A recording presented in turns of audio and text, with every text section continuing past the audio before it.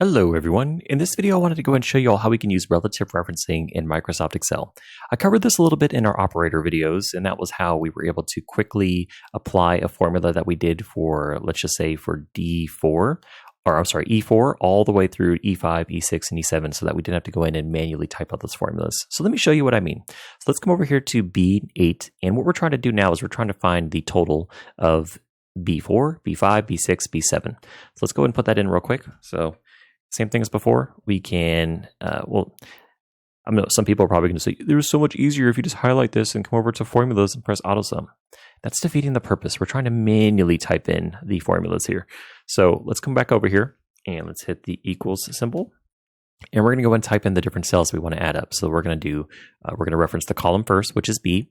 Then we'll come over here to row 4. So let's go ahead and put in E4. All right. Next thing that we need to do is we need to put in plus. And then if you hold Control and then click the next option on here, you can see that it went ahead and just added that cell for us.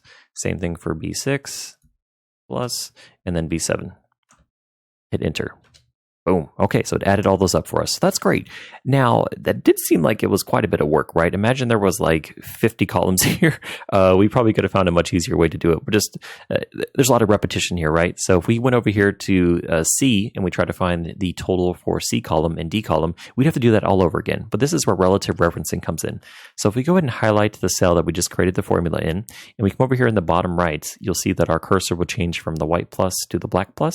Now, if we hold left click and we just drag it over, now what it did is I went ahead and added, actually let me show you exactly what it did. So if we look at this, if we double click in, we can see what the formula is. It's B4, B5, B6, B7. Now if we double click into this, you see it used relative referencing to just change it to C4, C5, C6, and C7. And it did the same thing over here. It changed to D4, D5, D6, and D7. So we didn't have to go ahead and manually type it in. And we could do the same thing over here, but let's actually use the AutoSum like we were looking at before, which is a little bit quicker than having to manually type all those in. So what we did is we just came over here to Formula on our ribbon, our Formulas tab on the ribbon, and we highlighted the different cells we wanted to add up, and then we just pressed the AutoSum option and it went ahead and added them up for us. And we could do the same thing with the relative referencing. We can come over here in the bottom right, wait till the cursor changes, and then just drag it down. And you can see it'll automatically apply that formula to these different cell ranges. So that is a really helpful tool when you're working with Excel, so you're not having to repeat yourself.